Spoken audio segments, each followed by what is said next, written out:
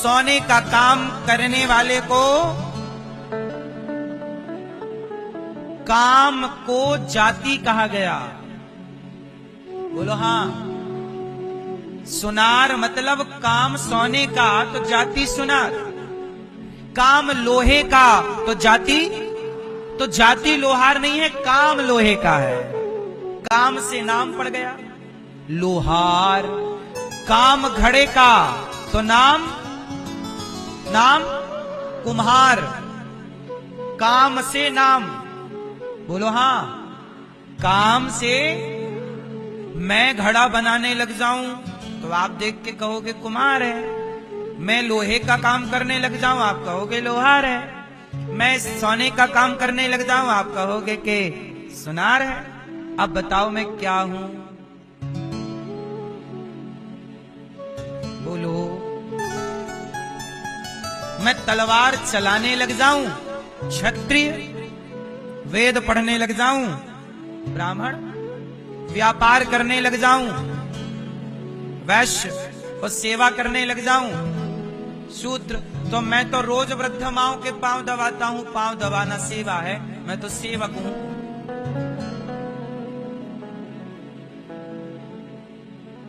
मैं क्या हूं? सेवक हूं। माओं के रोज पांव दबाता हूं, चरण सेवा करता हूं। आप भी तो अपने पिता के पांव दबाते होंगे, आप भी तो अपनी मां के पांव दबाते होंगे, आप भी तो अपनी सास के पांव में तेल लगाती होगी मैया कभी, आप भी तो अपने ससुर की सेवा करती होंगी, रोटी देकर, कपड़े धोकर, थाली धोकर। कई बार तो ससुर बुढ़ा हो जाता है, बिस्तर पे मलमूत्र करता है तो बहू ही उसे नहलाती धुलाती मलमूत्र तक धोती है ससुर की। बोलो हाँ। ससुर है और उसको नहला रही है, उसका मलमूत्र धो रही है, बच्चे की तरह सब कुछ करा रही है, तो सेवा तो कर रही हो। सेवा इतनी कृपा सांवरे बनाए रखना, मरते दम तक सेवा में लगाए रखना। हम तो चाहते हैं कि हर जन्म में सेवा मिले, तो सेवा करने वाले को शूद्र कहते हैं। तो फिर मैया आप भी सेवा करती हो ससुर की तो आप भी शूद्र हो। आप भी बाप के पांव दबाते हो, सेवा करते हो तो आप भी शूद्र हो। बोलो हाँ। इसका मतलब है चमड़े का काम करने वाले को क्या कहते हैं?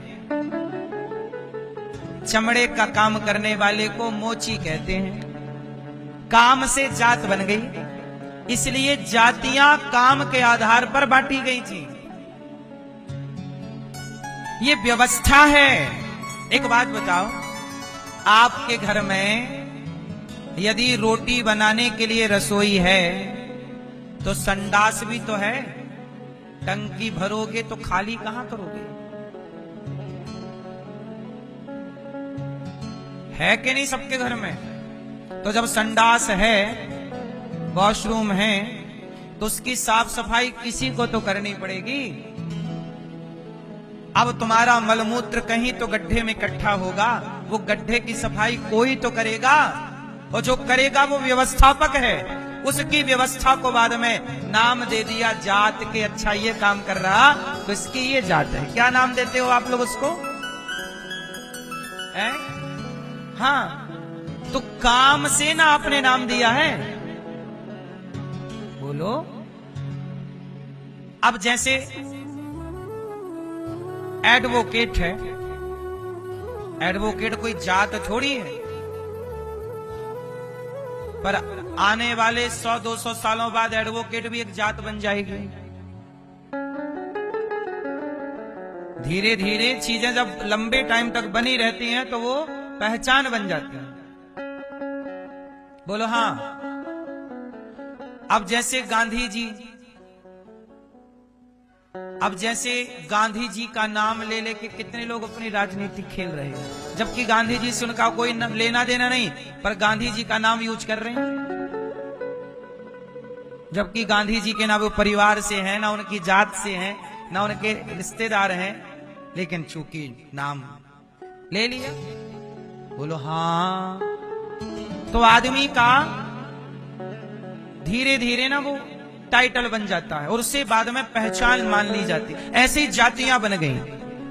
जो 4 वेद पढ़े वो चतुर्वेदी, 2 वेद पढ़े द्विवेदी, है ना। तो ऐसे ये सब व्यवस्थाएं बन गई। तो ये सारी जातियां जो हैं ये व्यवस्था के लिए बनी। लोहार लोहे का काम करता, मोची चमड़े का काम करता, कुम्हार घड़े का काम करता। व्यवस्थाएं बनानी थी, बिना बनाए ये संसार चलता। इसलिए मेरी मां, आपस में लड़ा ना करो कि तेरी जात छोटी है, तेरी जात बड़ी है। जात छोटी बड़ी नहीं होती। ईश्वर ने तो इंसान बना के भेजा था। पानी जब आकाश से गिरा तो एक सा पानी बरसा, पर गंगा में बूंद गिरी तो वही पानी गंगा जल बन गया। यमुना में गिरा तो वही पानी यमुना जल हो गया। नाले में गिरा तो वही पानी नाला बन गया। संगत मिलती गई, रंग रूप नाम बदलता गया। पानी एक था, पर जैसे जैसे संग मिला वो पानी का नाम बदलता चला गया। इसलिए इंसानों से नफरत ना करो मेरी मां, सबको गले लगाओ। चाहे मोची हो, चाहे लोहार हो, चाहे कुम्हार हो, चाहे आदिवासी हो, चाहे अति पिछड़ा हो, कौन भी कोई भी क्यों ना हो, सनातनी है, सब हमारे भाई हैं। इन सनातनियों को गले लगा के आगे बढ़ो। तुम गले ना लगाओगे तो अंग्रेज मतलब ईसाई मिशनरियां, मुसलमान पैसे दे दे के हिंदुओं को कन्वर्ट करा लेते हैं, हाँ या ना। धर्म परिवर्तन, तो तुम्हारे अपने हिंदू भाई ही मुसलमान और ईसाई बन जाते हैं। और ये तेजी से इस देश में चल रहा है, कोई नहीं रोक पा रहा है। बोलो हाँ। तो आप गले ना लगाओगे अपनों को, तुम कहोगे तुम तो अछूत हो, दूर रहो दूर रहो। तुम कौन अछूत है मेरी मां? ये जो तुम्हारे अंदर घृणा है, तुम ही अछूत हो, क्योंकि ये घृणा अच्छी नहीं है। जिसके अंदर घृणा है, चाहे वो कोई भी हो, वह अशुद्ध है। आपके भीतर की घृणा, नफरत, ईर्ष्या, छल, कपट आपको गंदा करता है। किसी की जात उसे गंदा नहीं बनाती। जात से कोई गंदा नहीं है, जात से कोई अपवित्र नहीं है। यदि जात से अपवित्र होता तो राम जी शबरी के बेर क्यों खाते? शबरी तो दलित है ना। राम गए और शबरी के बेर खाए। जब राम भगवान होके भेद नहीं करते तो मैं इंसान होके उनका दास होके भेद क्यों करूं? और ये बात मैं केवल कह नहीं रहा हूं। गौरी गोपाल आश्रम में 310 माताएं हैं। यहाँ कुछ माएं ब्राह्मण माता हैं, कुछ क्षत्रिय माँ हैं, कुछ वैश्य माँ हैं, कुछ शूद्र माँ हैं। आज तक मैंने किसी माता से उसकी जात नहीं पूछी और सबके पांव दबाकर सेवा की है, क्योंकि माँ तो माँ है।